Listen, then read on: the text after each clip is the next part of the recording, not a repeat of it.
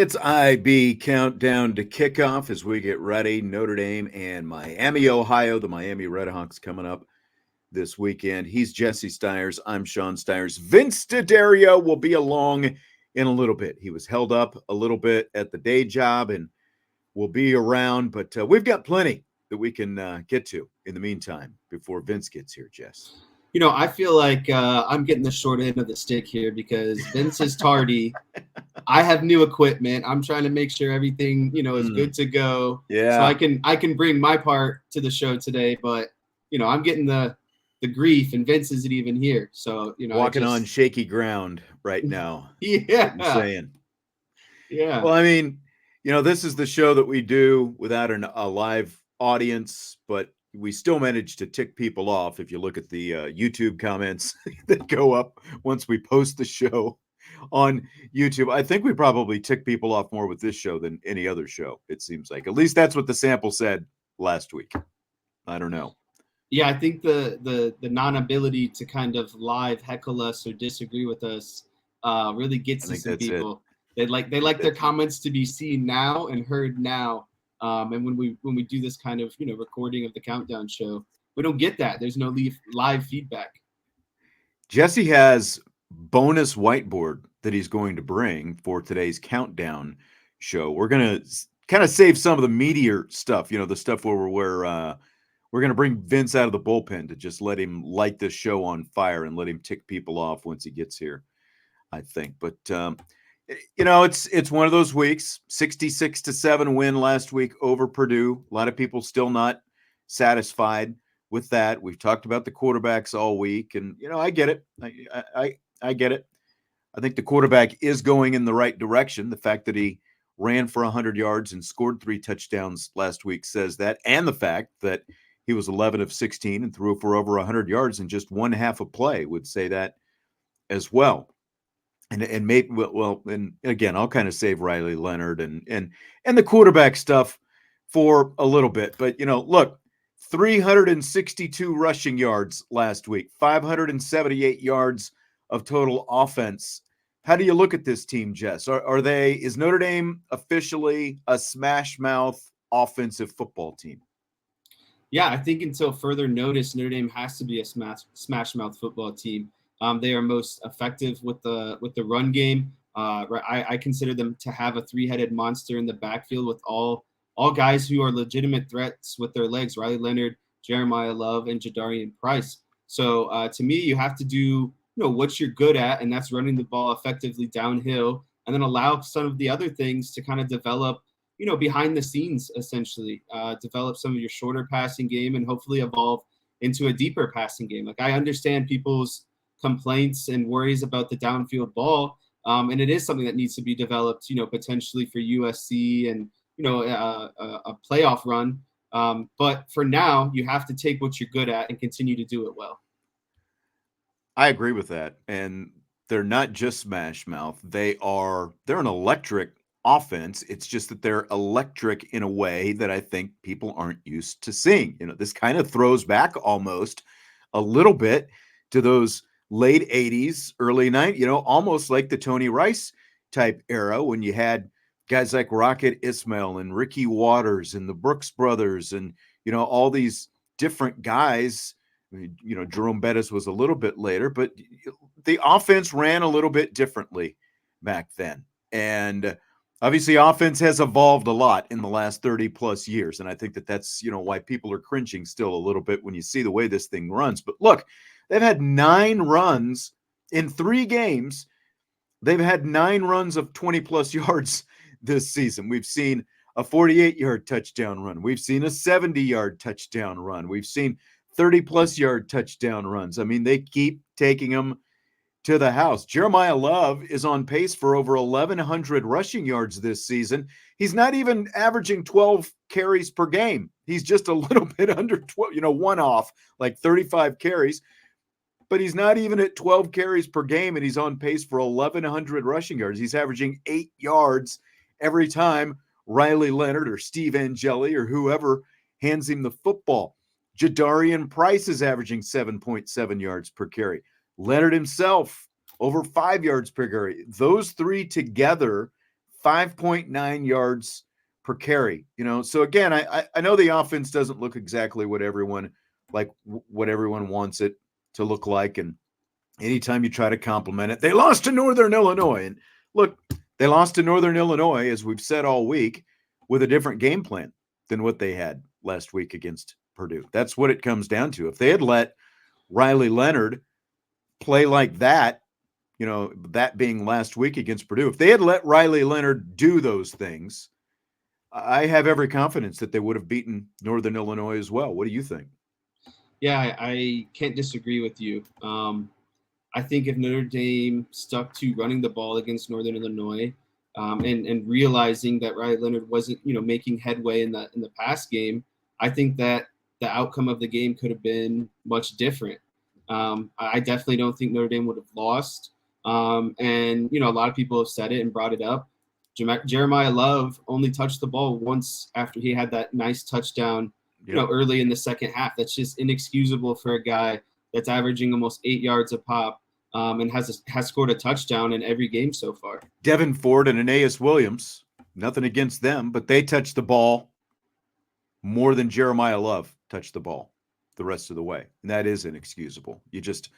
He's obviously your best offensive player, your most electrifying offensive player. You've got to find ways to get him the ball. And now what they've got to do is find a way to take advantage of what they've got with this three-headed monster that you talked about, with 362 rushing yards last week, giving Purdue the worst loss that they have ever had in the history of their program. They've done it all. Riley Leonard hasn't thrown a touchdown pass yet, but the question, I think, becomes, how do they build off that? And you've brought some whiteboard with you. I have. You took a look at what the Green Bay Packers did with Malik Willis last week, with how they approached things offensively in their game against the Indianapolis Colts. And they used, was it all 21 personnel? Was there any 22? Was it like, what did it look like? Yeah, a lot of 21 personnel, a lot of 11 personnel, 12 personnel. But I guess the part that was really interesting to me is the way that they integrated the two-back sets, and really kind of, simplified the game for Malik Willis. Because, listen, it's a completely different kind of game plan compared to Jordan Love, the ability to have Jordan Love and someone like Malik Willis, who you just acquired as your backup this season from Tennessee, right? So I thought the offensive coordinator for the Packers did a really good job with his game plan this week, and recognized, what they're good at, what they wanted to accomplish against the Colts. And I think that's very similar to, what Notre Dame has here. Again, talking about the three-headed monster, how can we incorporate these guys who are just racking up the yards on the ground for the Notre Dame offense? All right, so what have you got here on your whiteboard? Yeah, so just let me know that you can see everything okay, right? Yeah. Okay. So what I have here is 21 personnel, and you would have, I just kind of have it middle of the field, and what you see in the defensive side here is four defensive linemen, 3 linebackers, and a walk down kind of safety here. So technically 8 guys in the box. And this first play, this is actually a pass play, and I think this is really cool because what you can do is have Jeremiah Love over here. So I'll put 4. And then Jadarian Price would be over here. I think he's 24, or is he 23? Correct. 24. 24. Okay, so you have Jadarian Price split out to the right, Jeremiah Love split out to the left. So the first thing that you're going to do here is you're going to pull your right guard to the left. So that gives this kind of, motion to the linebackers here. These three linebackers, they're keying on that. So they're kind of all naturally working downhill, at least a step or two this way, right? And so what Riley Leonard is going to do is he's going to open up. He's going to fake this handoff here. So this is really technically an RPO look, but you have 2 running backs in the backfield. So you're going to fake this look. You're going to get the defense kind of stepping this way. And then this is where I think it becomes really cool, because you have Jeremiah Love here in the backfield, who's a really good runner, but we know that they want to incorporate in the pass game, right? And so after the fake handoff, Jeremiah Love is going to swing out to the field side here, basically on, like a running back screen, essentially, but he's going opposite of this run motion. And then, right. So just for our, for the podcast listeners who maybe are listening later tonight or Saturday morning, the right guard is pulling to the left. The fake handoff is shown in that direction to the left, and Jeremiah Love is lined up to Riley Leonard's left, but what he's going to do is swing around behind Leonard and Jadarian Price back out toward the right flat, basically. Right. And so the next thing that becomes essential here is this up back. Usually it'd be a tight end because they're going to be in 21 personnel. So this is probably going to be someone like Mitchell Evans, Eli Raridan. Their job is to let this end man on the line of scrimmage go and then try to seal off this kind of outside linebacker here while Jeremiah Love is swinging out this way because he's sealing the end man on the line of scrimmage. This defensive end is going to crash down. There's no way he's going to have the ability, unless it's Micah Parsons, to basically come out here and make a play once he recognizes backside screen to the running back. So they're going to let him go, and then now your outside wide receiver in this formation is essentially going to act as the lead blocker downfield. So you want to fake the handoff to Jadarian Price going left. Jeremiah Love is going to basically do a backside, screen. And this is where it's really cool, too, because Riley Leonard still has the option here he can either flip it out to Jeremiah Love, or you can just run a straight QB counter off of this as well. Maybe this end man crashes down hard. Mitchell Evans seals the edge, but for some reason Leonard doesn't like the screen look to Love. He can keep it himself and kind of still have that lead blocker out here in front of him with the wide receiver. So a lot of options here. Again, this is why I consider this the modern triple option offense, but now – if you add, two back wide receivers, you kind of have four options here. You can fake the handoff, you can run it with Leonard, or you can, pitch it out to Jeremiah Love coming out of the backfield. So a really simple play that's quick hitting, and I think would be really effective given Notre Dame's running backs. Yeah, good stuff. A lot of different options, as you said, that doesn't look, it's more modern triple option. It gives Riley Leonard a lot of different things, whatever he feels more comfortable with, whatever he feels that looks like. And Notre Dame's wide receivers have been such good blockers that I think you're going to get a great downfield block by, whether it's Jaden Thomas or whoever it has to be out there in front of him or Jeremiah Love, potentially, depending on if he keeps it and goes that direction or swings it out to Jeremiah Love. And I do still think we didn't see much, like we saw a couple jet sweep action or shovel pass type things last week against Purdue. Really still didn't see much in terms of the screen game, which kind of surprises me a little bit. Again, like when you consider just things to get Jeremiah Love going and also involve Jeremiah Love in the passing game a little bit more. Vince is here. How you doing, Vince? What up, boys? How we doing today? We're doing good. Jesse just scribbling all over his whiteboard there with some 21 personnel showing some different stuff. So I have to go back and watch this because that is vintage coach stuff right there. I'm all fired up just looking at it. Well, it's your lucky day because we do have one more that I was planning. Nice. Vince, I'm so glad that you're here. I was telling people early on, I was getting grief because I have a new setup because I had to turn in all my equipment from the last job, and you were running behind, and I feel like I was catching the short end of the stick of the situation. So what's your next play, Jess? Do you need to clear all that stuff off, or do you have a fresh board you're going to throw in there? Yeah, I have a fresh one. Let me know, did that fresh one pop up, or is it still showing the old one? It did pop up, but unfortunately it looks like Vince is frozen up on us, so I don't know what's going on with him right now. He might have to check back in here in a second. So looks like we've got more 21 personnel, two backs in the backfield once again. Yeah, this one is more of a run scheme though. So that last one I would consider, a pass scheme, maybe, play action pass / counter, depending if Riley Leonard wants to keep it.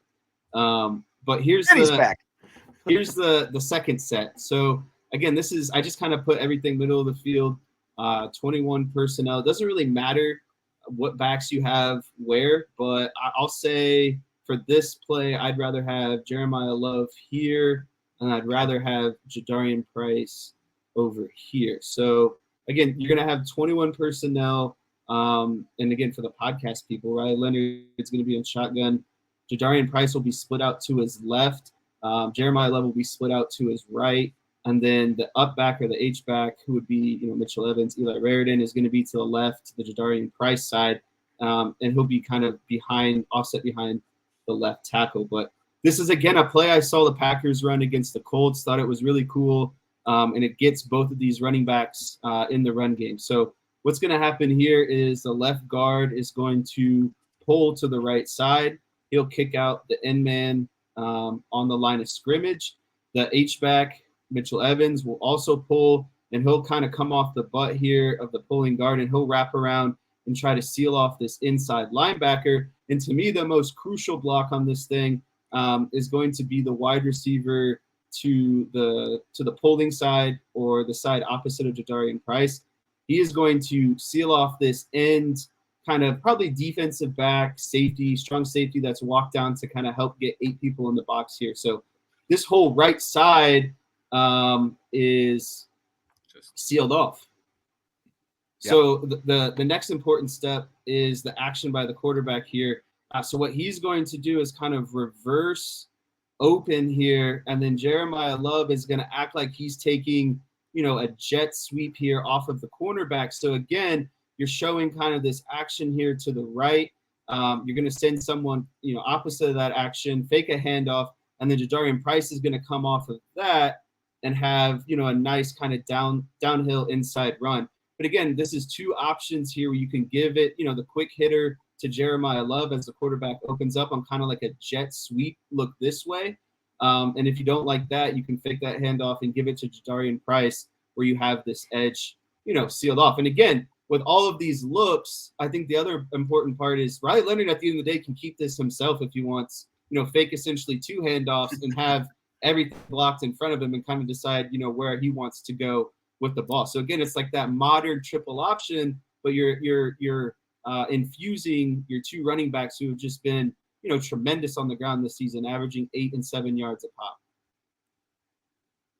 We saw hints of some of the 21 and even some 22 last week against Purdue. I do wonder if we continue to see more of that, because it just feels like doing more of that leans into the strength of what this team is right now.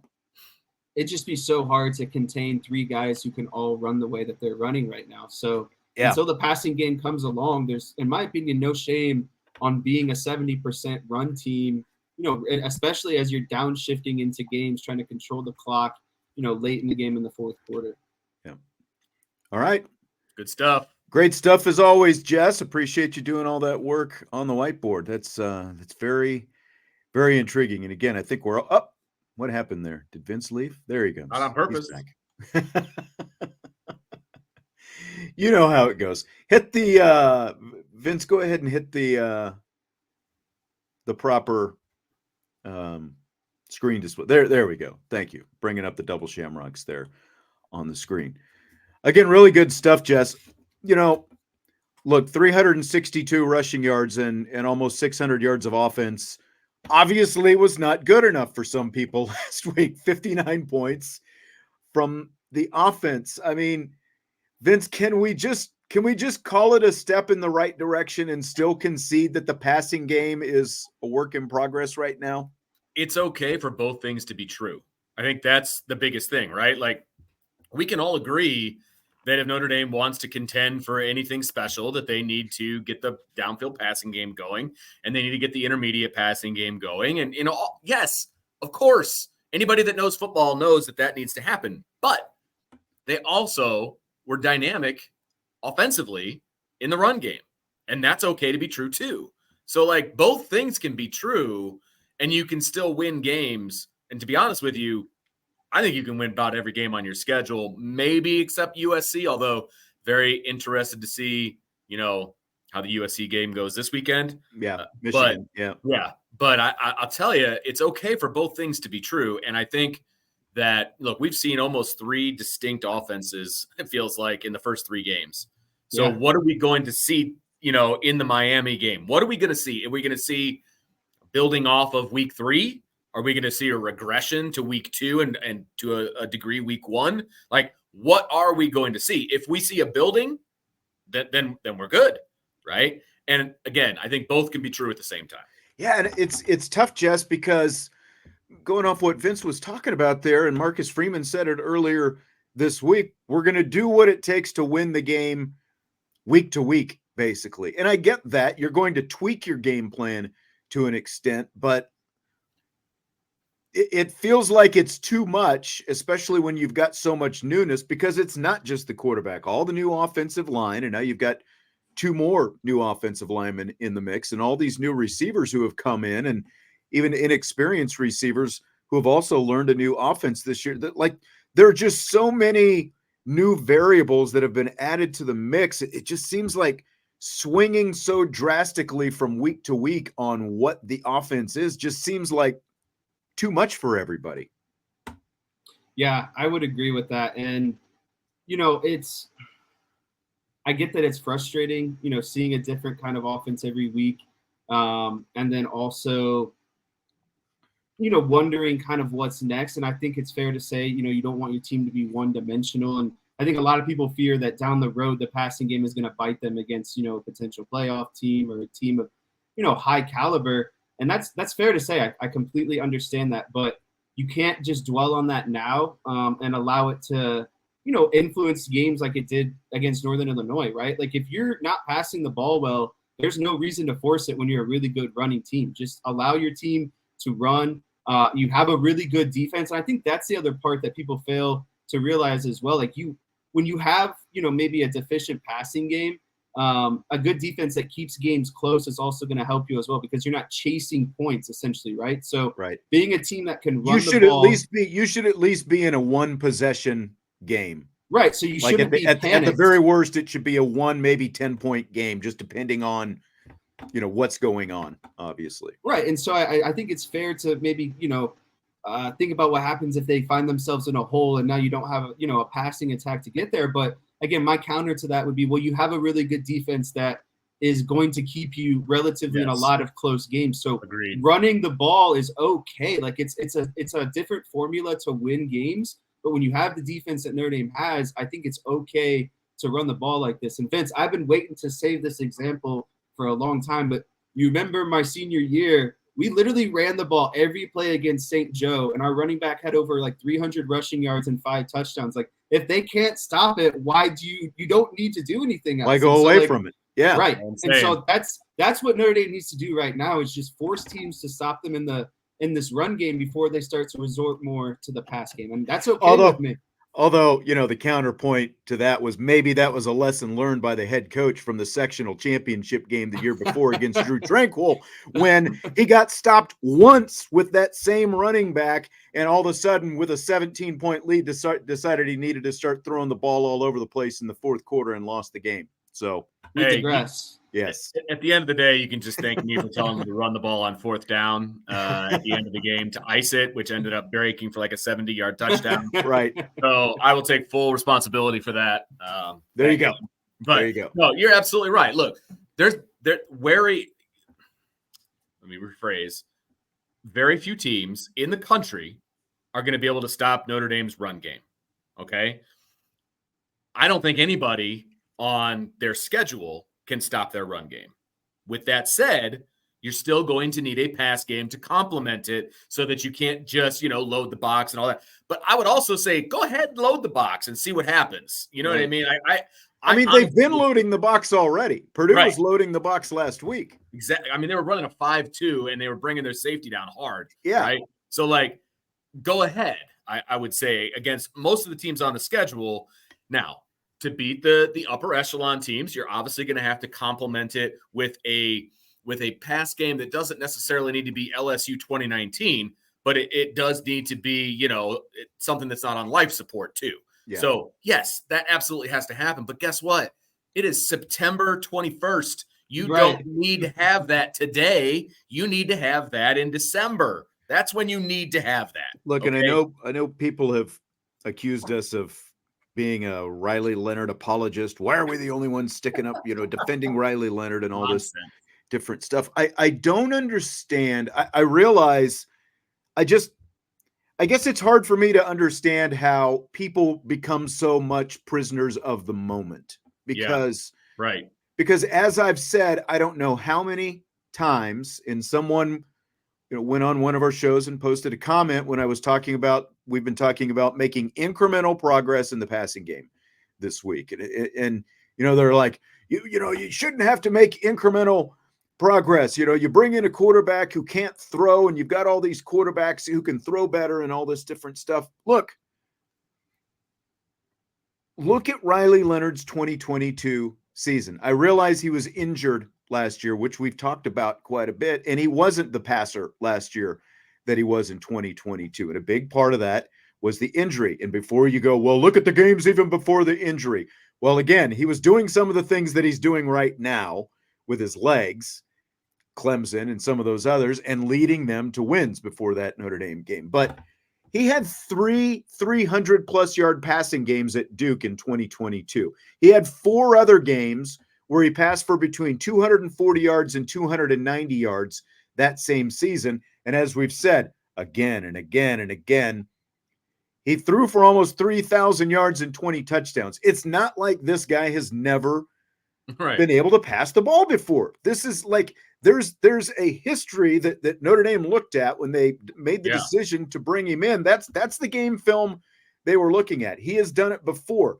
Obviously, it's a major issue that for whatever reason, it's a sticking point right now, and he can't do it. But stop acting like the guy has never been a passer of the football before, because he has. And he almost had a 400-yard game. He had a 390-yard game a couple years ago against Wake Forest. Like, he almost passed for 400 yards. I realize watching the first 3 games of this season, you would never believe that guy almost threw for 400 yards. But again, it's there. It's in his past. For whatever reason, it's not there right now. But again, that's why you have to believe that with the makeup of your team, with 2 stud running backs like they've got, and basically, what maybe you call a running back playing quarterback, you've got 3 guys who can break away with the football on any given play. You can ride that against the schedule that's upcoming, and again, get incrementally better in the passing game and be better by the time November rolls around. 100%. And, not only has he been able to throw the ball in the past, and that is why he was brought to Notre Dame, right?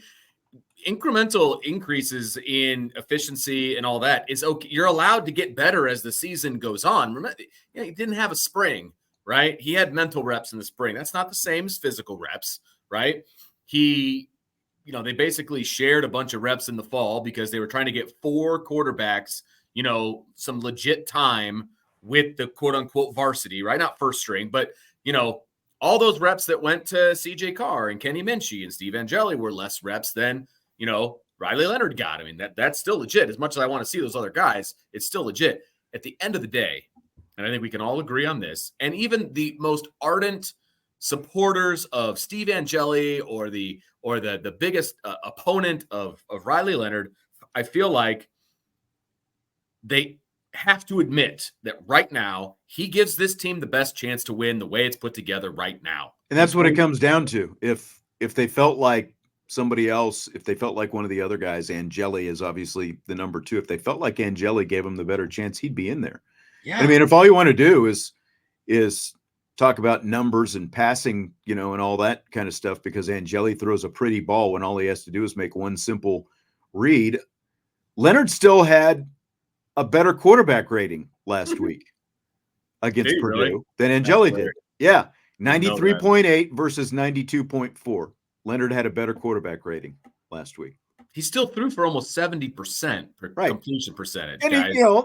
If you leave him in for the entire game, he's on pace to pass for over 200 yards and rush for over 200 yards. Think about that. I mean, who's upset about over 400 yards of offense? Sorry, Jess, go ahead.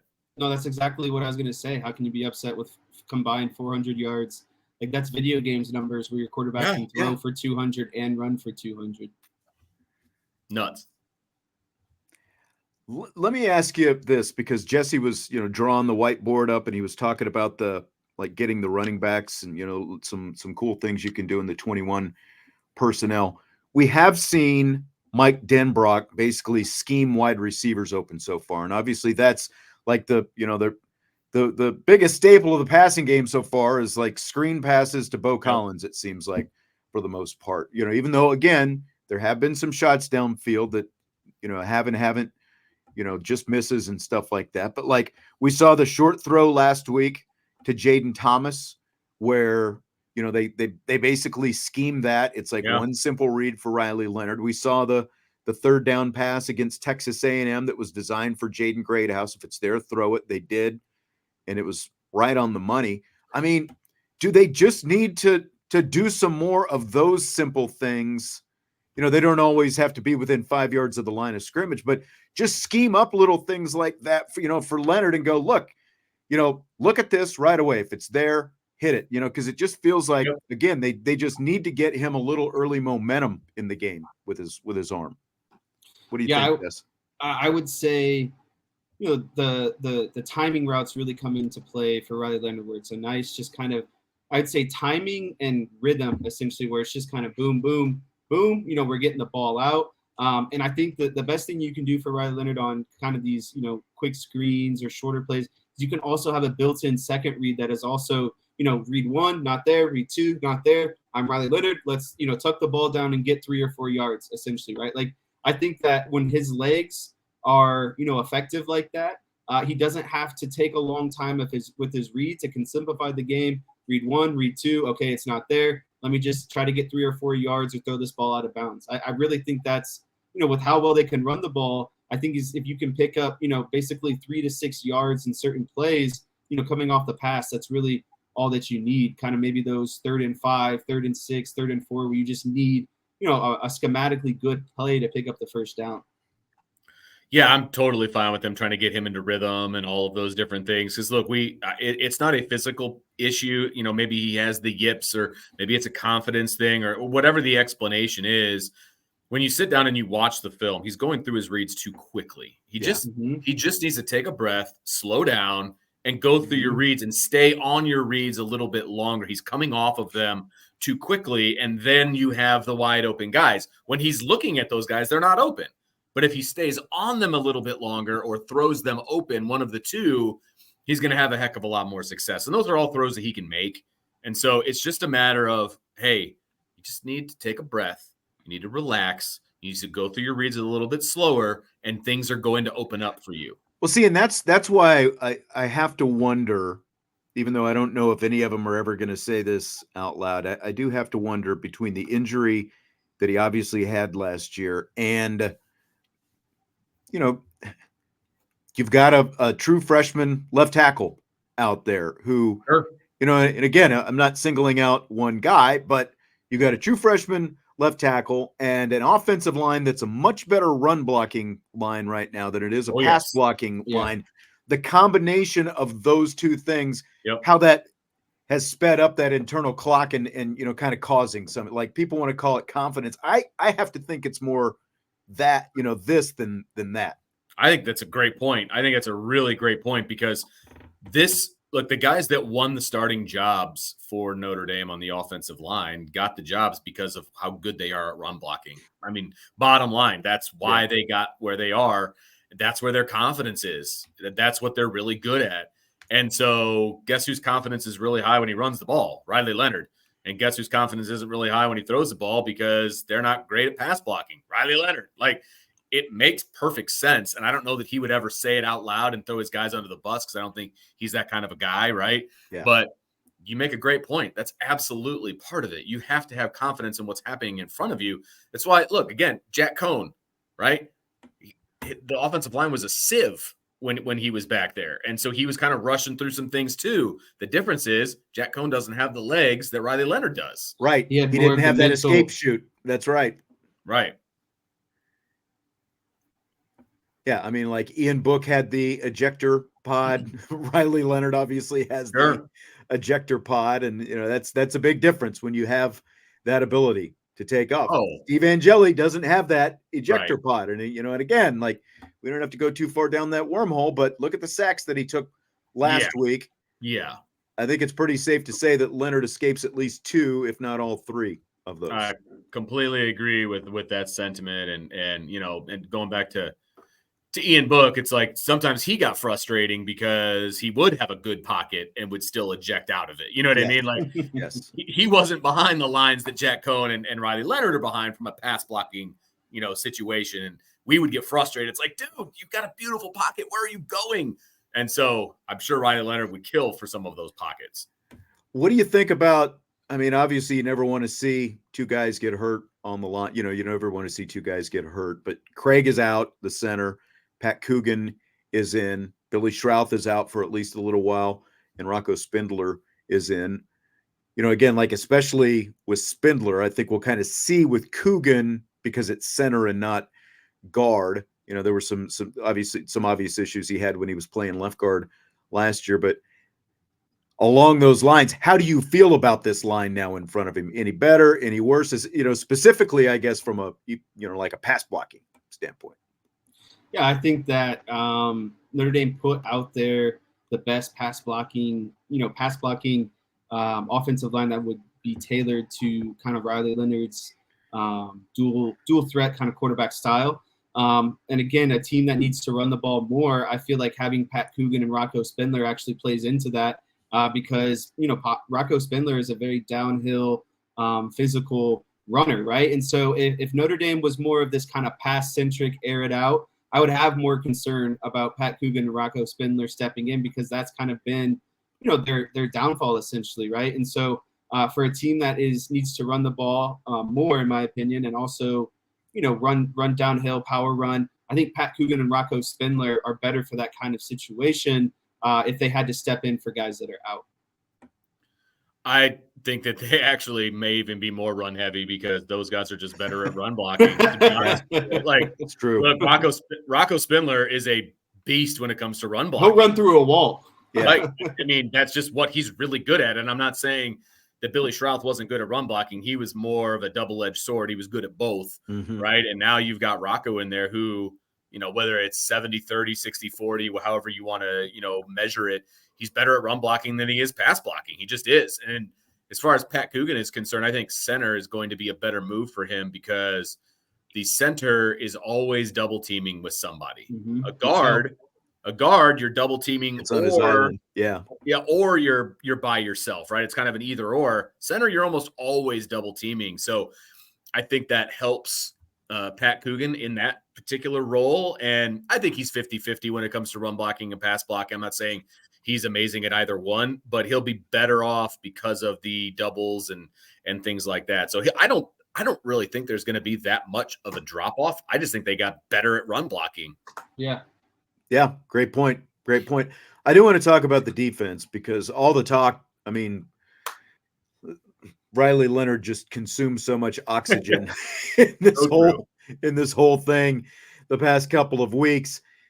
Feels a little bit like we're taking the defense for granted, but I mean, they're only giving up 12 points a game right now. And the only touchdown that Purdue scored last week, of course, was a total, I think it was 49-0 when they gave up the big pass play, and all of Notre Dame's reserves are in there. It really felt to me, guys, like Al Golden, it didn't take much for him. He's got a chip on his shoulder anyway.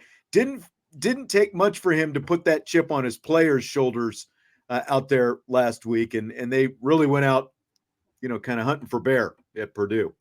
I love the fact that because first of all, I love the fact that the coordinators come out for press conferences. They're under this regime, right? Yeah. Because we never had that opportunity under the previous head coach. So first of all, I'll say that. Second of all, I love the fact that Al Golden was pissed off after the NIU game. And it wasn't like he was pissed off at the offense. He was pissed off at the defense. He's like, we had a chance to win the game and we didn't do it.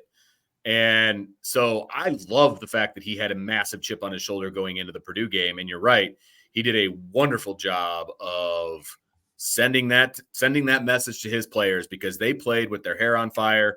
They played with the confidence and the swagger that was missing the week before, because this team is really freaking good on the defensive side of the ball. Mm-hmm. But in order to be elite, you got to play with a swagger. You got to play with a, look, man, we're the best, and we're going to show you that we're the best. Like they played with that this past Saturday. They were lacking that the Saturday before. I definitely think that the defense is the tone setter for this team.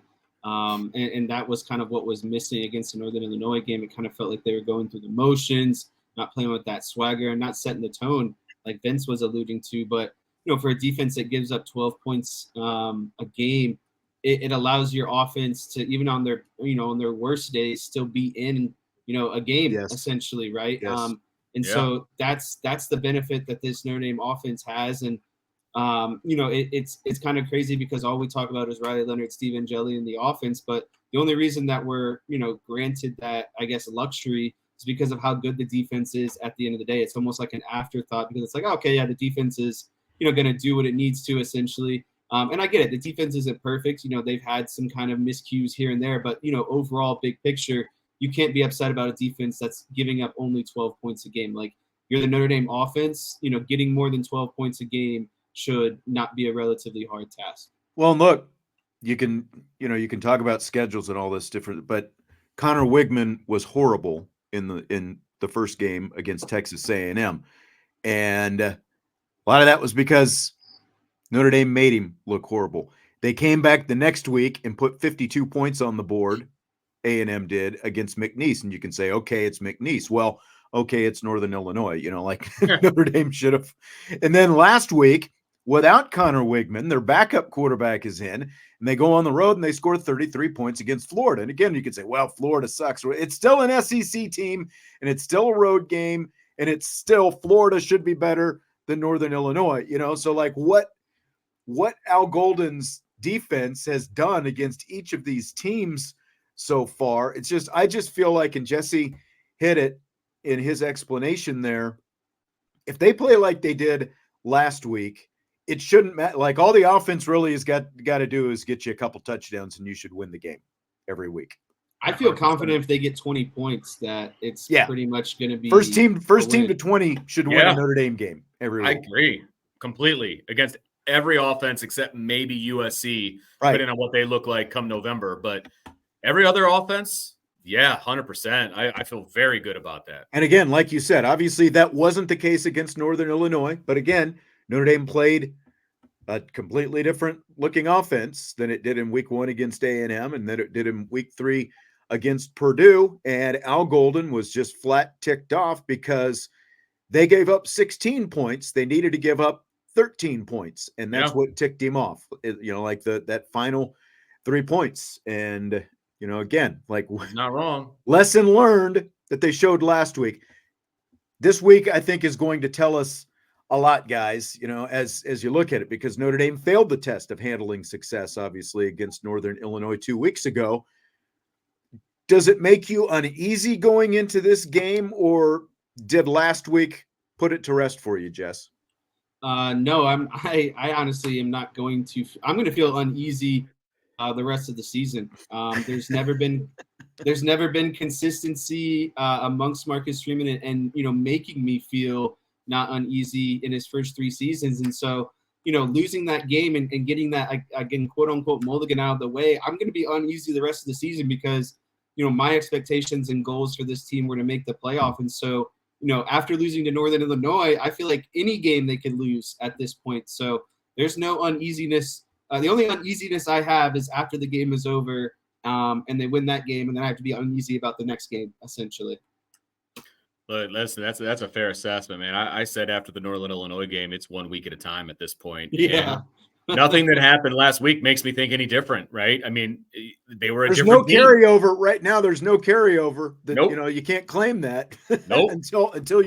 until they string together about 4 or 5 of them, I think. And we're a ways away from that, right? I mean, they're on a 1-game win streak right now, and so we need to see a heck of a lot more from this team to.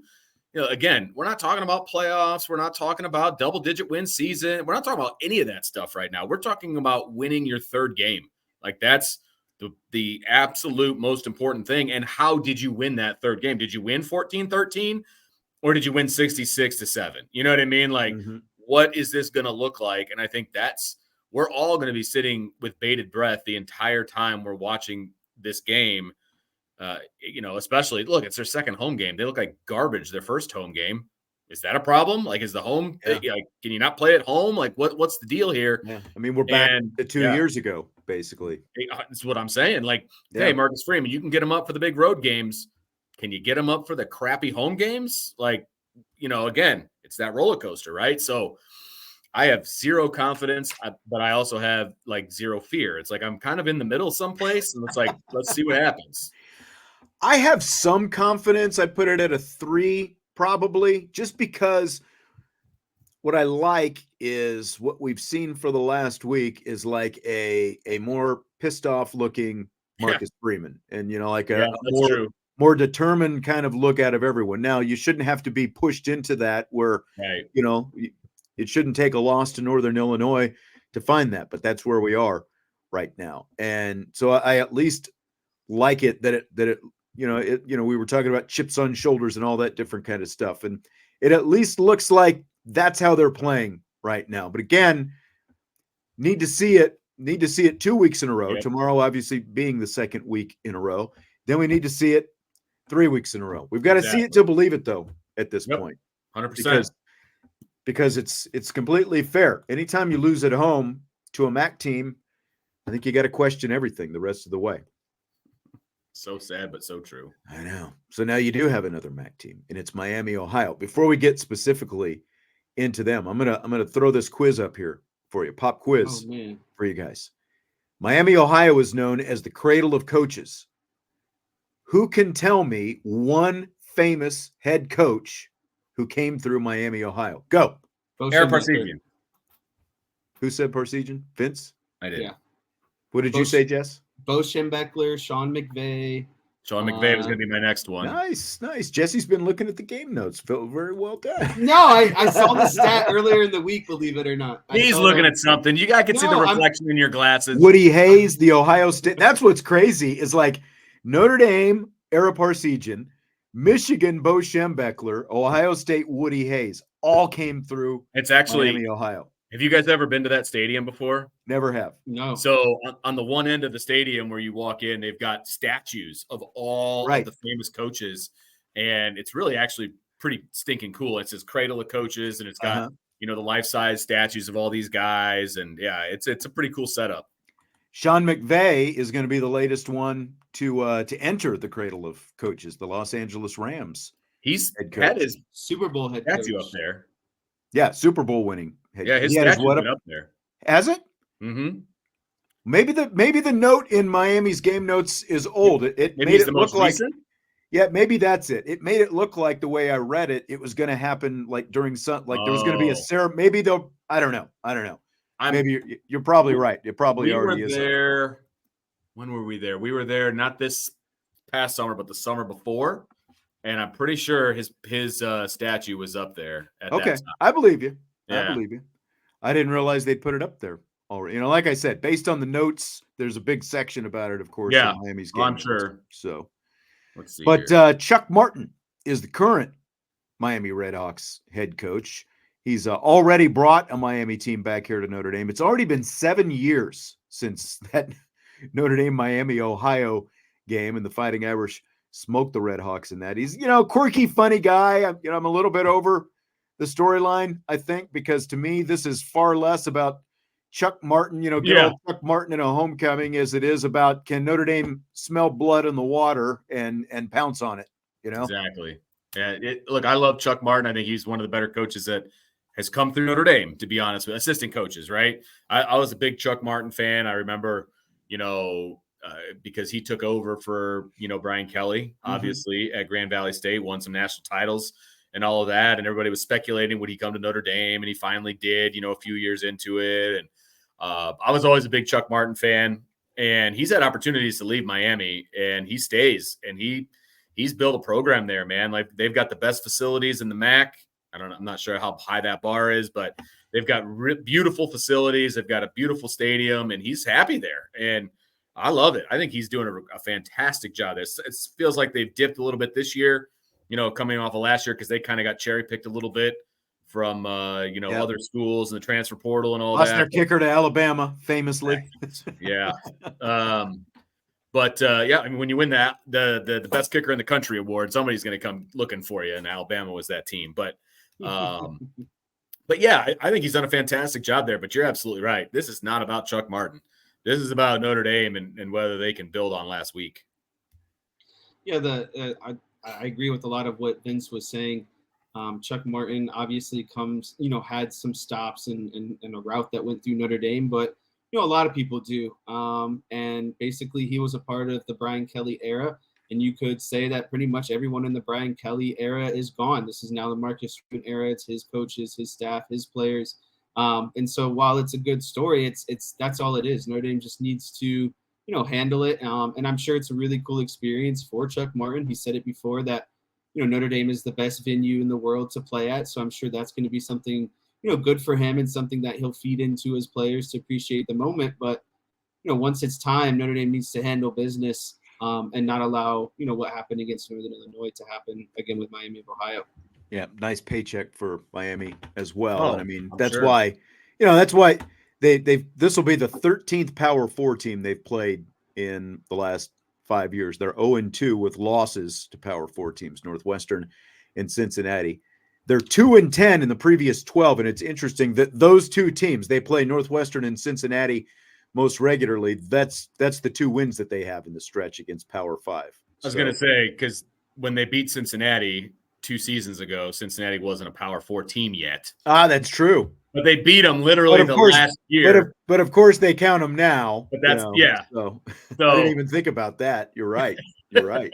So they weren't Power 4 then, but whatever. They were still Group of 5. But That's very true. That is still a huge win for Miami of Ohio. Miami of Ohio should not be beating Cincinnati, right? I mean, they should not be. Yeah. They're both in the Cincinnati area. They have obviously a rivalry. But Miami of Ohio should not be winning that game. And they did.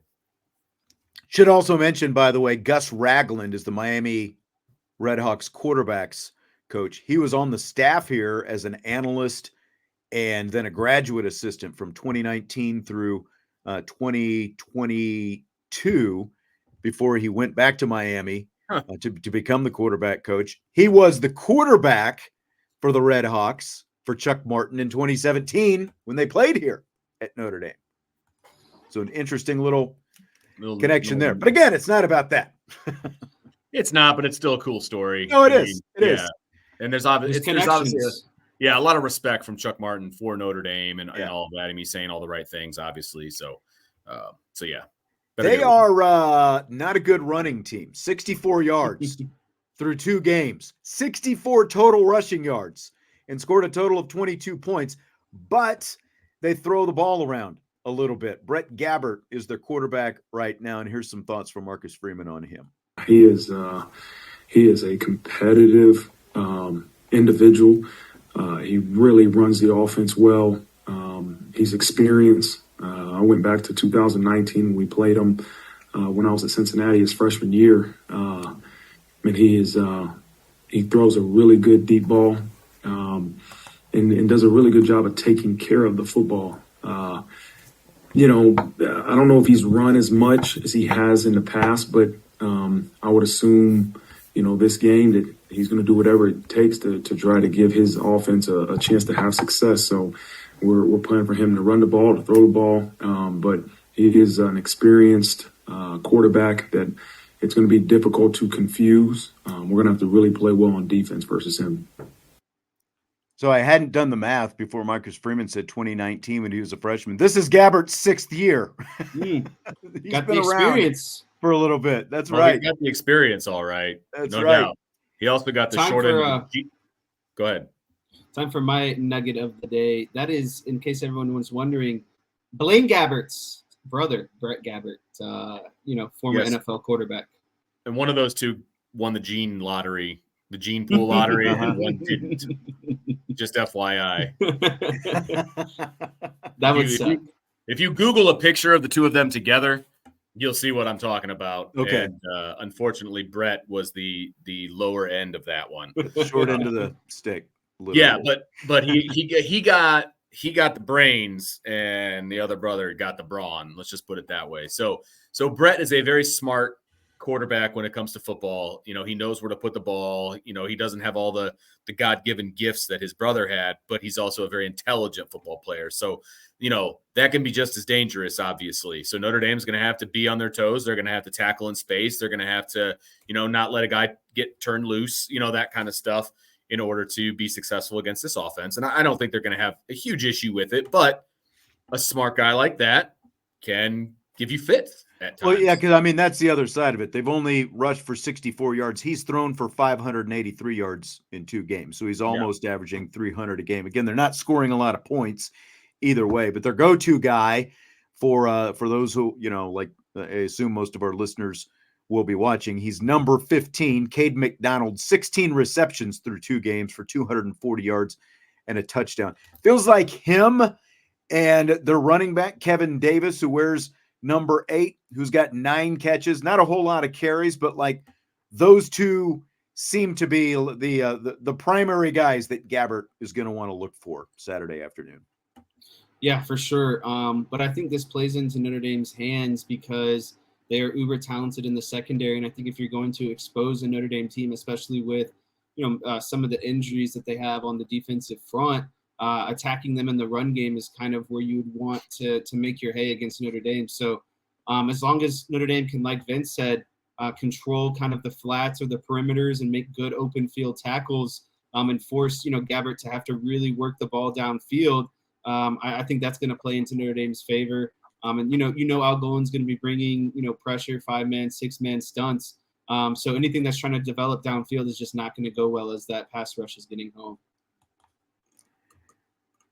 They have sacked him. He's been sacked 7 times through 2 games as well. And again, I mean, that's going to happen even more often when you don't have a running game that you can lean on and you've got to rely on the pass game. But again, I feel like that plays into Notre Dame's favor pretty greatly between the pass rush and the secondary and just the whole thing. I think it's a very favorable matchup for Notre Dame. Their defense, Miami's defense, allowing both 182 rushing yards and 182 passing yards per game. So right down the middle in terms of what they're allowing is what the very rushing number. Balanced. Yeah, very balanced defense, but that rushing number is alarmingly high, especially when you look at the fact that it's Northwestern and Cincinnati doing it. Yeah. So everyone prepared now. You know, don't look for all these passing yards again and get upset when they, you know, have probably close to 300 rushing yards again by the end of the game.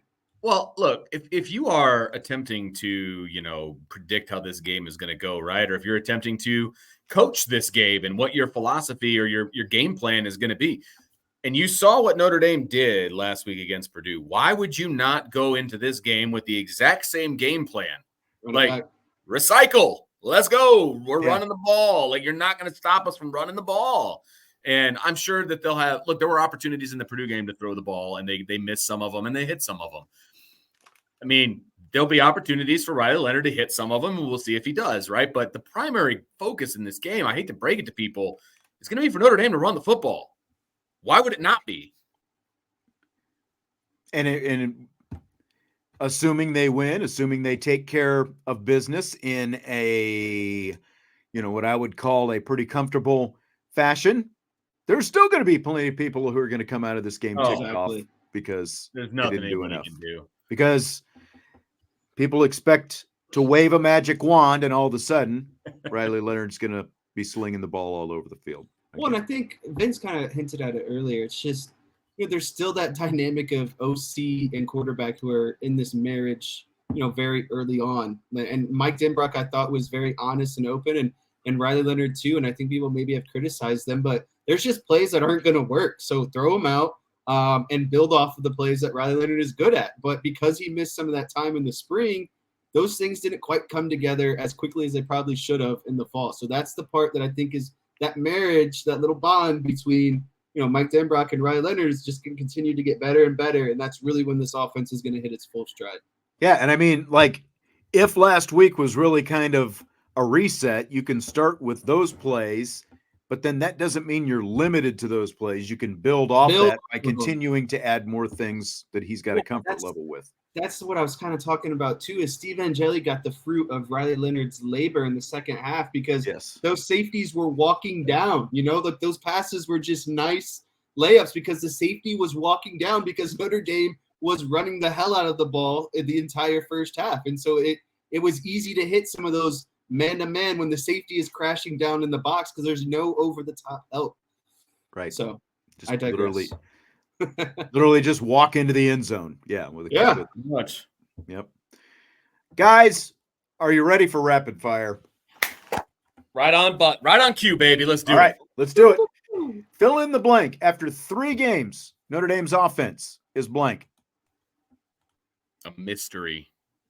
It's a mystery. That honestly, that's like they've been good, they've been bad, they've been you know what I mean? Like, it's a freaking mystery. Like, that's why we need to see in week 4, against Miami. I need to see them build off of what they did when they were really good, right? And that was last week. So, continue to run the ball with efficiency and with explosion, and then continue to work on the passing game, etc. But up to this point, Jess, this has been it has literally been just a mystery to me as to what they're even attempting to do.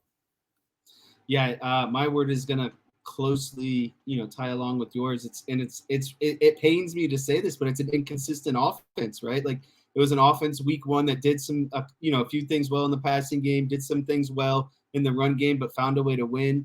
In the second week, it was a team that was kind of running the ball well, but didn't really stick to it. And the passing game was just horrendous, but they continued to come back to it. And then all of a sudden, this third game is just a complete exertion of dominance and running the ball all over the place, right? So there's an inconsistent identity, and that's why I hope these next couple of games we can establish that consistency and identity, because I think that goes a long way with fans.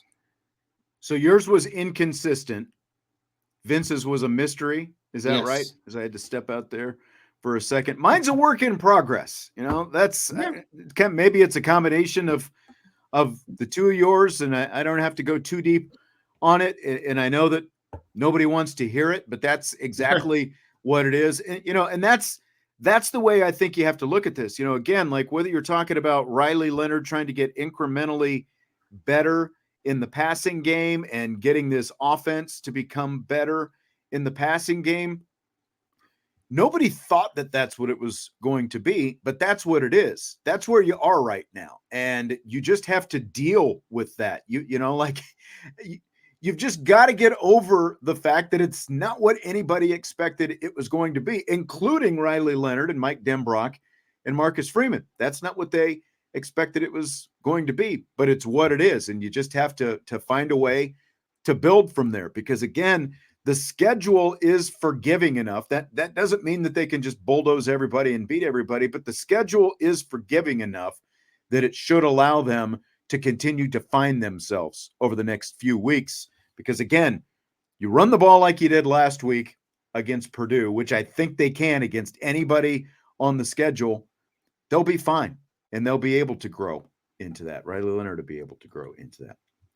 If you thought that was going to be it for the Riley Leonard mentions, you were sorely mistaken. Over under 29.5 total touchdowns for Leonard at the end of the season.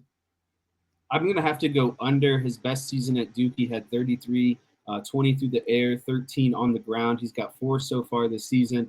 I'd be more confident about this number if he didn't lay the goose egg. Well, he did have the one against Northern Illinois. I take that back. He did not have any against Texas A&M, I believe. So, getting off to the slow start, I do think he's naturally going to heat up.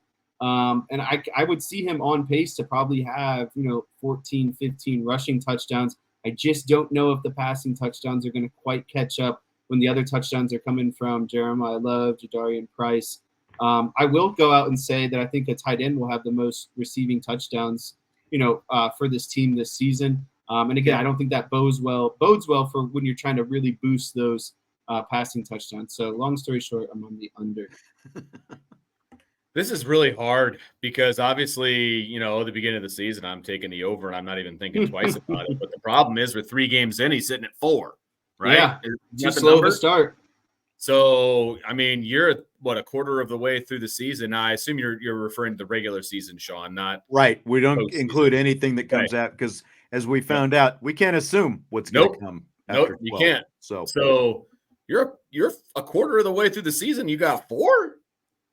You're on pace for 16. Like, I'm not saying that that's what's going to happen, but I mean that's the reality. So I got to take the under here, but I think he's got an opportunity to get the over. But if I was, betting the mortgage or whatever, I guess I would probably take the under. I've got to, like, should I make, like, would 25.5, would that have been a better number? Like, yeah, I would have been tempted to take the over at that point. Yeah. I think my number is around 22. I've got to think that he's going to end up with at least 10 touchdown passes by the time it's all said. Okay. I think it's going to be more than that. I think that what's going to happen is it's finally going to happen, and then it's just going to start clicking from there. And, the only question is going to be, do you have games like last week where he sits for an entire half or even for the entire fourth quarter? Like, I really believe this. I think that there are only a couple of games that are going to be like 1 to 2 possession games by the end of the season because Notre Dame's defense is that good. They're just not going to give up a ton of points. And I really feel like most of the teams on this, the vast majority of the teams on this schedule, almost every team on this schedule is going to have a hard time stopping Notre Dame's running game. I think he's going to have at least 15 rushing touchdowns when it's all said and done. And then, so again, if I give him 10 as my minimal number, that gets you to 25 right there. I'm under, but I think it's going to be closer to 30 than probably what it looks right now. I think you're the most optimistic about 30 than Vince and I. I want to be. I really want to be. But it's just hard with those running backs. They're eating up a lot of touchdowns. That's fair. Yep. But, again, like Anthony Knapp doesn't bump into him last week. He gets off the schneid and he hits Bo Collins and they get it started there already, but didn't quite happen that way. And that's the thing. I agree with what Mike Denbrock said this week. They're just a play or a second here or there in their timing from hitting a couple of those. And once they do start hitting them, I think it's going to start to look a lot different. They got to get there. That's just optimism right now. I'm not guaranteeing that's going to happen. That's just what I think is going to happen. I think it'll start clicking sooner or later. For some reason, Notre Dame pissed off the passing god. Barring injury to Leonard, do you buy or sell anyone but him starting at quarterback this season, Vince? Huge buy. He's the one that gives you the best chance to win. He's a buy. Now, you go on some sort of hold it. You need to look at the question because you answered it. Anyone but Riley Leonard starting at quarterback. You're just trying to confuse me after a really This is a sell. This is a sell based on the way you started. You think Riley Leonard is going to be the only starting quarterback? Yes, you said barring injury. So if he's healthy, barring injury to 100%. Leonard, buy or sell anyone but him. Okay. Starting at quarterback. I feel like you did that to me on purpose. So I guess it's a sell. It's going to be Riley Leonard the whole year. So it's a sell for me. I'll kind of give some more background to my thought process. Steve Angeli, what you think Steve Angeli can do in the passing game, just take your greatest vision of Steve Angeli and what he can do in the passing game. It does not sniff or come close to what Riley Leonard can do right now in a limited passing game and a guy who can make plays on his feet. It's just the realistic side of the story, in my opinion. So that's where I'm going to go with the sell on this one. Has Steve Angeli ever thrown for 2,900 yards in a season? No. Nope. Has Steve Angeli ever thrown 20 touchdown passes in a season? I mean, high school? No. We're talking college. Okay. Nope. Yes, that's right. The answer is no to both. And regardless, this is the only downside to guys getting in like they did last week because just they're in there. The fire. Yeah, they're in there with no pressure. With 40-point lead. Yeah, and as Jesse said, Riley Leonard plays the whole first half. Mike Denbrock and Riley Leonard basically set up all these easy passes for Steve Angeli, and everybody thinks, oh, he throws a pretty ball. That's Steve Angeli. We need that passing game. the whole equation changes if you make that move. And that's why Riley Leonard is going to stay and start every game he is healthy this season. Yep. Because look at the comments that Mike Denbrock made about Angeli that we talked about earlier this week. He was asked if he learned anything new about Steve Angeli and getting him to play. And he's like, no, I watched his bowl game. I watched him all spring. I watched him in fall camp. I watch him in practice every day. I learned nothing new about Steve Angeli. He basically said Steve Angeli is who he is, and Steve Angeli is the number 2 quarterback, and that's what he will remain as long as Riley Leonard doesn't suffer some kind of injury that forces him out of a game. Yep. That's a perfect answer, too. The Denbrock answer? Yeah. Yeah, I know. It was perfect. I learned nothing. Right. It was great. It was great because, like I said, it was. And it was from someone who was fishing because they wanted this big Steve Angeli compliment that they didn't get. Big headline. Yes. Oh, we know who it was too. Big Twitter. Yeah. What's more surprising, that Northern Illinois quarterback Ethan Hampton leads the nation in passing efficiency, or that Leonard ranks number 111? I think it's got to be the Northern Illinois quarterback leading the nation. I knew Riley Leonard wasn't going to be, the best proficient quarterback. And am I surprised he's 111? Sure. But I'm also even more surprised that Ethan Hampton, the MAC quarterback for the Northern Illinois, I forgot their mascot, but he leads the Huskies, the Northern Illinois Huskies leads the nation. But I mean, if we're being honest, like, when I watched that game, the Notre Dame game back, it's like I can see it because the man, every time they needed an efficient third down throw, put that thing right on the money, it seemed like. So, it goes along. But again, you would never think of a MAC quarterback as the guy to lead the nation. I mean, they played 2 games, so that one doesn't necessarily surprise me. I guess small sample size. It's the game that they played, though, right? They played against Notre Dame's defense, so he should not be where he is, but he is. I think I'm more surprised probably, though, that Riley Leonard's 111. Like, if you'd have told me that at the beginning of the season, I'd been like, really? Really? Probably wouldn't have believed you. So I'll say that's my biggest surprise. Talk about having a great time for a bye for NIU was after the Notre Dame game. After they won. I know. I mean, they are rightfully so, by the way. They are absolutely basking in everything that came from that win. Right. And they haven't had to play a game yet. Like, they don't play again until Saturday. So, like, they are loving life right now. I think they start conference play on Saturday. I'm not even 100% sure on that. They do. They play Buffalo. Yeah. So, like, they are loving life right now, and good for them. Yeah. No, that's exactly right. And I'm more surprised that Leonard ranks as low. Like, watching him play this season, I'm not surprised that that's where he ranks. But my expectation coming into the season, I would never have thought that he would rank that low. Right. Like you said, all Ethan Hampton has had to do is play 2 games, so it's somewhat surprising to me that he's at the top. But NIU does. They play Buffalo this week, then they go to NC State next week, and I'm curious to see how that turns out. The way NC State's playing, I wouldn't put it past Northern Illinois to beat another, to get another one of those. What do they call it? The dog bones or the boneyard wins.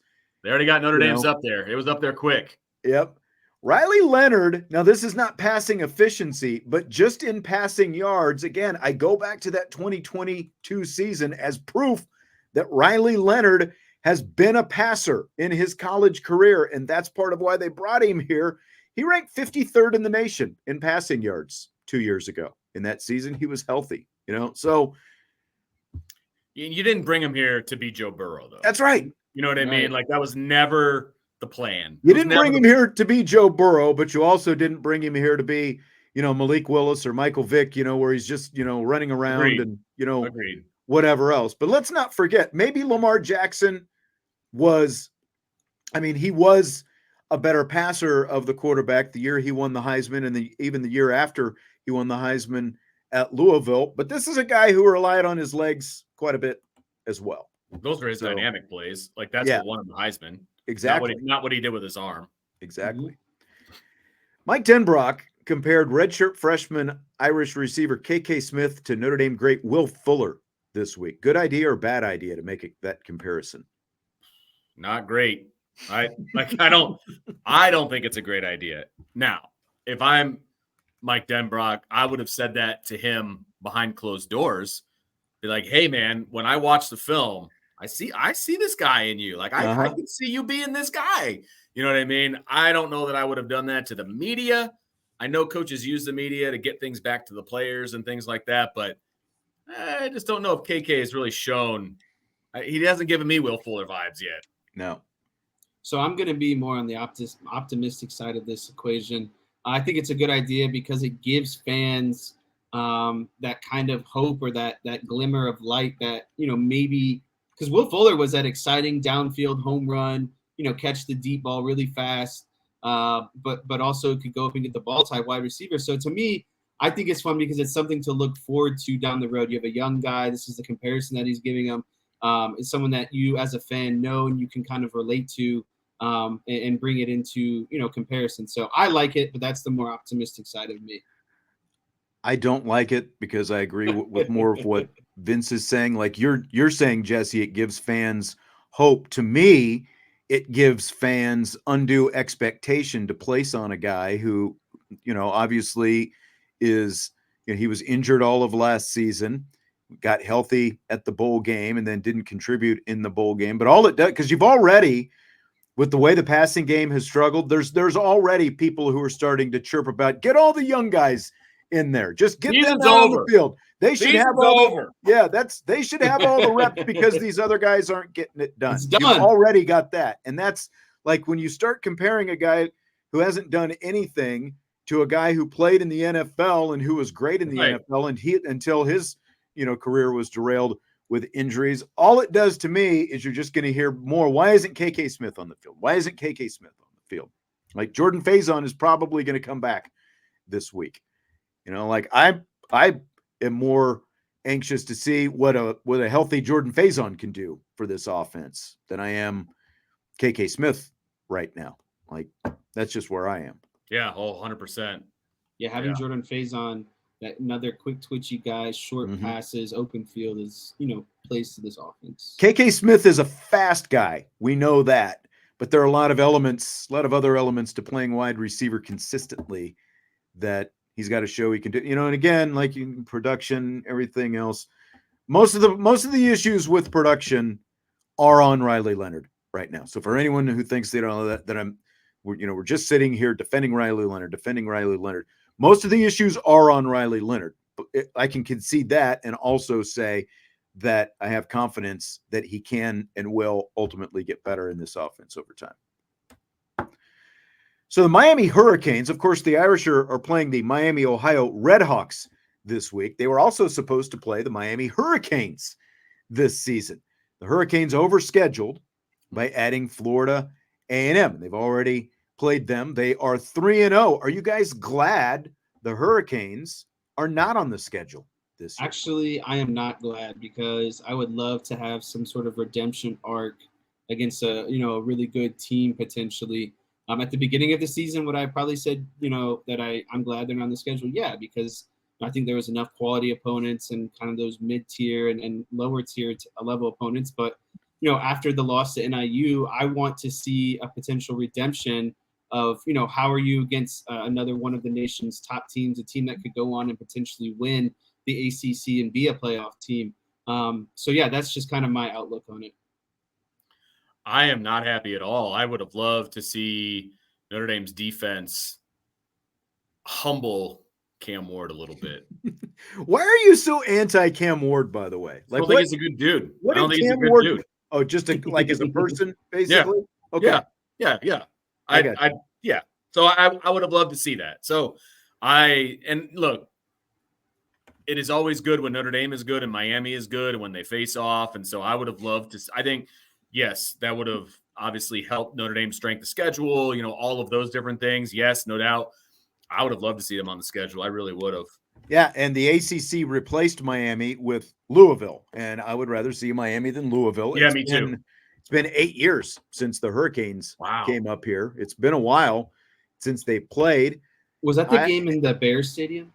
No, that was 2012. They came here in the disaster year, the 4-8 2016 season. And then, of course, Notre Dame went down to Hard Rock Stadium and just got their doors knocked off them by the hurricane. That was the last time they played. But it's been 8 years since they've been here, and I would have loved to have seen them come. Like, I would rather have Miami coming up next week than Louisville coming up next week. Me too. Not disappointed that it's Louisville after everything that happened Sure. last year and a chance for Notre Dame to redeem itself and all that stuff. But I would much rather see the Hurricanes, especially since, at least for right now, they are 3-0. And it would be a good early season barometer, I think. I mean, Louisville will be to some extent as well, but I think Louisville would have been even better to have. So no player props listed on either FanDuel or DraftKings this week for the Notre Dame Miami. They probably don't know anything either. I know. I made up a few here.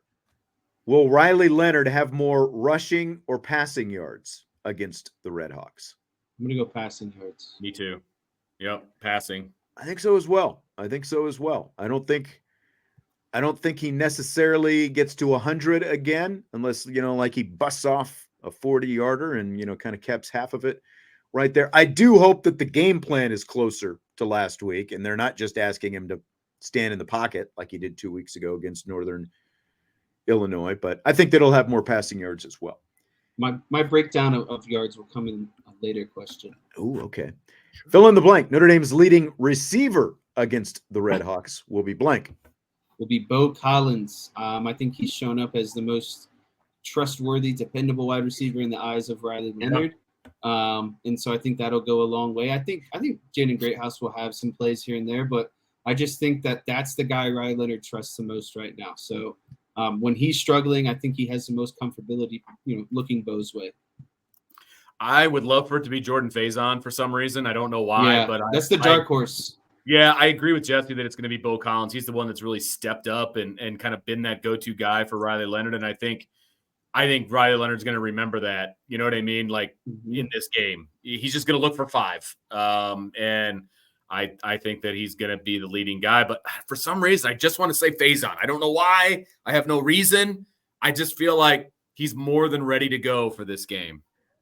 I'm going Bo Collins as well. I think that he has been the go-to guy so far. Mitchell Evans is the guy that I've got kind of in the back of my mind is maybe, even though they haven't thrown to the tight end a ton, I wonder if maybe we see a bit more of that this week because, again, like when you just look at mismatches and stuff like that, a guy with Mitchell Evans' size and what he can do, and I think Bo Collins gives him some mismatches as well. But so Collins is my number 1. Mitchell Evans is my number 2.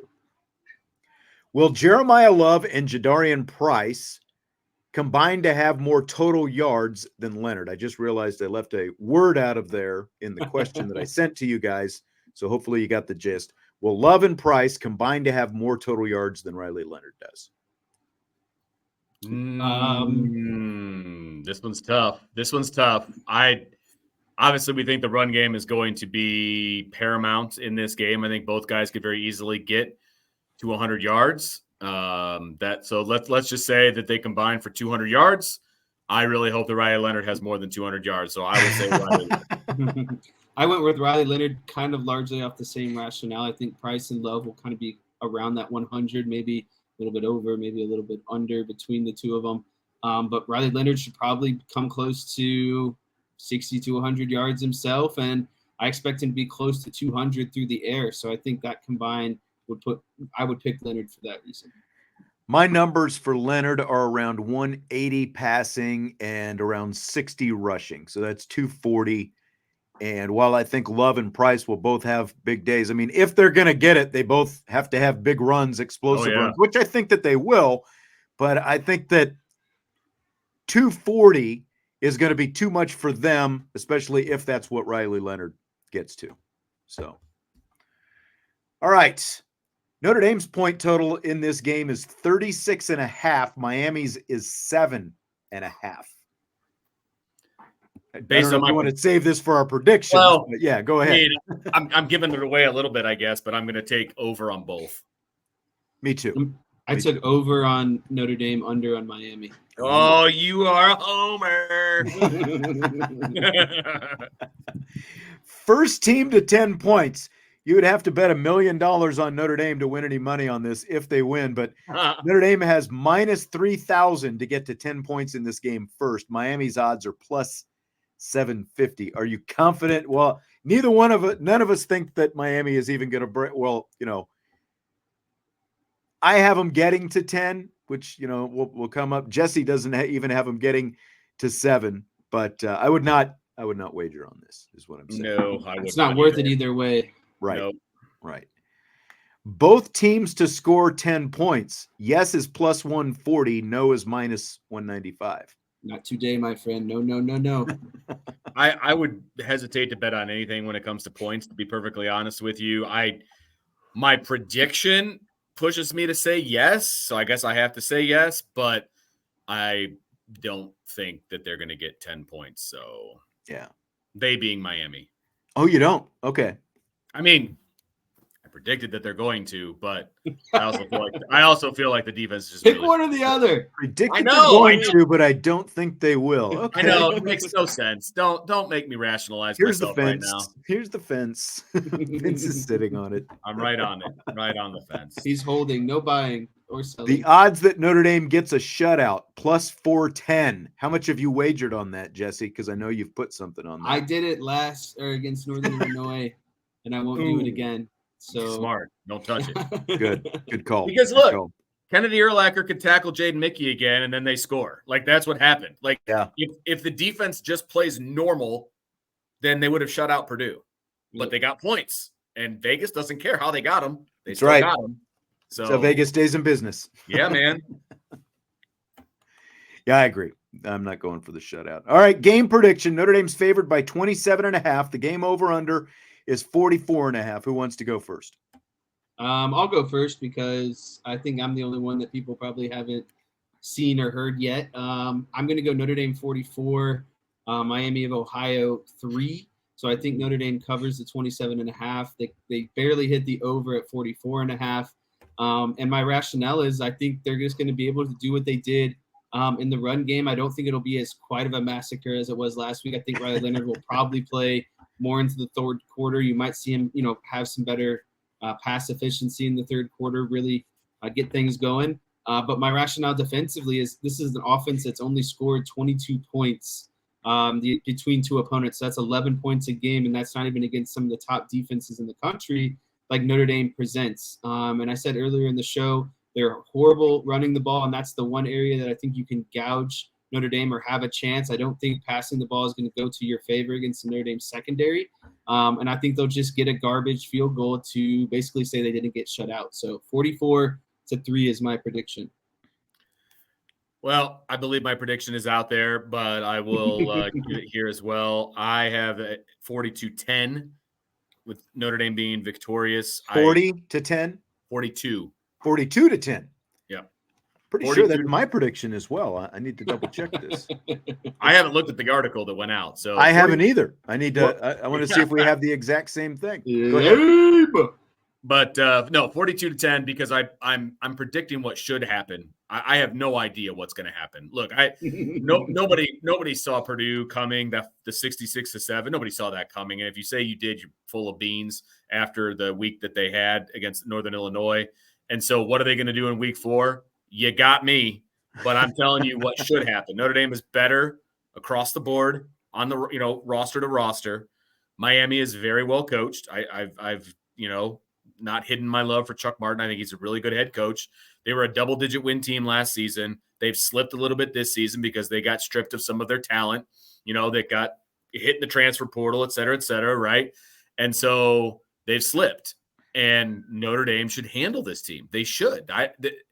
I feel like Miami is probably going to be a top half MAC team, but maybe the bottom part of that top half. And Notre Dame should manhandle them. They should. Will they? Your guess is as good as mine, but I've got 42-10. That's my exact same score prediction as well. And, I'm honest. I'm not even going to say it because I said it against Northern Illinois a couple of weeks ago, and it just came back to bite me. I just feel like, Jesse pretty much hit the nail on the head with my thought defensively for Notre Dame. Miami does not run the ball well. if you're going to be effective against Notre Dame's defense, you're going to have to hit some runs like NIU did a couple of weeks ago, and even have some effectiveness, like Texas A&M had in the season opener. That's not what Miami, Ohio has been so far. So unless they completely scheme something up and they pop a couple of runs that totally catch Notre Dame off guard, I just don't see that happening. And I see Notre Dame's front feasting on Gabbert, and I see the secondary, doing a pretty good job, a really good job against Miami's wide receivers as well. And as for the offense, I do think that Notre Dame's offense will be better this week. I'm not going to say that it's going to be an offense that's going to be firing on all cylinders, but I think they're going to run the ball really well, and I think that Riley Leonard will hit some developmental throws that look better than what we've seen so far, and so I've got 42-10. Did you have something to add there, Jess? Yeah, Jason Garrett is going to love this power run game that Notre Dame is going to present. And I think fans are going to get even more agitated the way that he is going to talk about it. But I guess the final thing when they line up here and what they're going to do here is over under 2.5 turnovers for the Notre Dame defense. I'm going to take the over. I think they get like 2 interceptions and maybe a fumble. Is that an official sports book over under 3.5? No, it's just the one I just made up in my head. Oh, okay. I see at least 2. I don't know if they'll go. I don't know if they'll go over that or not, though. I see 2. All right. Well, that is going to do it for this show.